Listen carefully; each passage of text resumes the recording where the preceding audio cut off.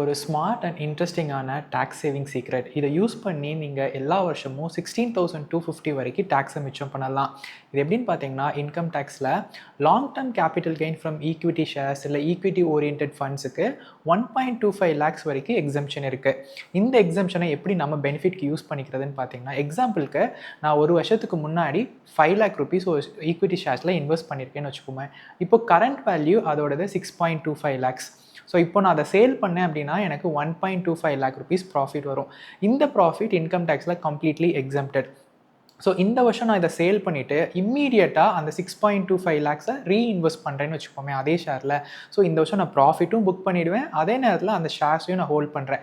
Next year நான் அந்த shares வந்து ஒரு 7.5 லேக்ஸ் போகும்போது அகைன் ரீசேல் பண்ணேன் அப்படின்னா அப்போது என்னுடைய காஸ்ட் 6.25 லேக்ஸ்.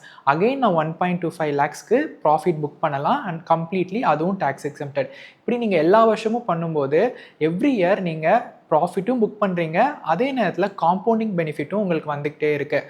இதே மாதிரி கண்டினியூஸாக 10 இயர்ஸ்க்கு நீங்கள் பண்ணிங்கன்னா கிட்டத்தட்ட 12.5 லேக் ருபீஸ் வரைக்குமான லாங் டேர்ம் கேபிட்டல் கெயினுக்கு நீங்கள் டேக்ஸ் கட்டவே தேவையில்லை. இதுவே ஒன் டைமாக நீங்கள் சேல் பண்ணீங்க அப்படின்னா கம்ப்ளீட்லி இது டேக்ஸபிளாக வரும். அதில் 1.25 லேக் ருபீஸ் வரைக்கும் டேக்ஸ் ஃப்ரீயாக இருக்கும். ஸோ இந்த வருஷம் நீங்கள் இதை எக்ஸிக்யூட் பண்ணணும்னா 31 மார்ச்க்குள்ளே சேல் பண்ணி ப்ராஃபிட் புக் பண்ணிக்கோங்க. ஸோ தட் 16,250 வரைக்கும் உங்களுக்கு டேக்ஸ் சேவ் ஆகும். இதே மாதிரி நிறைய இன்ஃபர்மேஷன்ஸை நான் நெக்ஸ்ட் வீடியோஸில் ஷேர் பண்ணுறேன். Until then, it's bye from Satish. Bye.